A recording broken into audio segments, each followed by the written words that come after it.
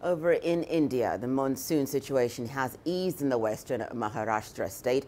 Residential areas, however, remain flooded, leaving more than 1,000 people dead. Rescue teams are using rafts and local boats to rescue stranded villagers. Meanwhile, in Raigad district, the rains have left behind a trail of destruction for the locals, with landslides caused by the monsoon. Indian environmentalists warn that climate change and indiscriminate construction in fragile coastal regions could lead to more disasters in the country. There has been a lot of damage in the house. All the furniture, 2 refrigerators, clothes, bedding, and some documents also. Everything is ruined. We had recovered 42 bodies till yesterday, so we have recovered a total of 43 bodies. According to villagers' statements, 70 to 80 people are suspected trapped, which means that we suspect 30 to 40 more bodies trapped under the debris. NDRF is working on a war footing in this operation. We're staying with that story. Pracheta Sharma, a local journalist in India, joins me now from Mumbai. Pracheta, thank you so much for speaking with us again. Pracheta, what's the latest on the monsoon floods and landslides? So the water has receded, so there's some respite for the rescue teams in terms of their search and operations. But there are still over 100 people that are reported missing. The number of casualties, of course, has gone up. But the rescue teams on the ground are able to reach those villages finally, which have been submerged in water for over 3 days now. The highways that were connecting Mumbai city to these villages and districts, which were shut off or cut off because of the floods, have finally opened up. So they've been able to send more transportation to make sure that people are getting evacuated soon enough.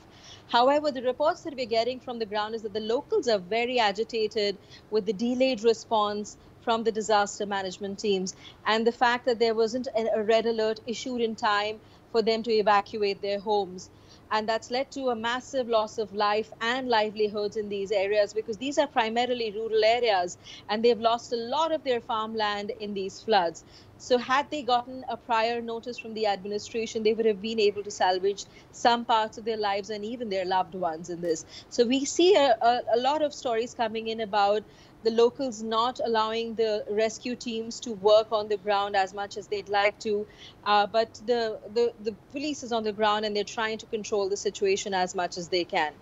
Pracheta, so one of the things that we reported in our earlier story before speaking to you was just how environmentalists in India are warning that there could be disasters like this in the future for India. Just speak to us about how authorities are dealing with this situation and just in terms of preparedness for should there be disasters like this forthcoming in the future.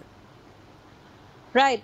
Just to give you a perspective of where these floods have taken place, this is the coastal belt of Western India, and a large amount of land here, which are the salt pan lands, are used only because this is a flood-prone state.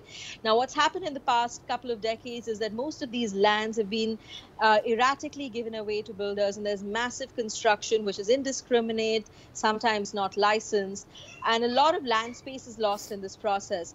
Now, because of that, the authorities are now trying to rectify the laws and the regulations that we require to urbanize these spaces and preserve these land spaces that are essentially meant to contain water when floods of these times or when there's an unusual storm like this.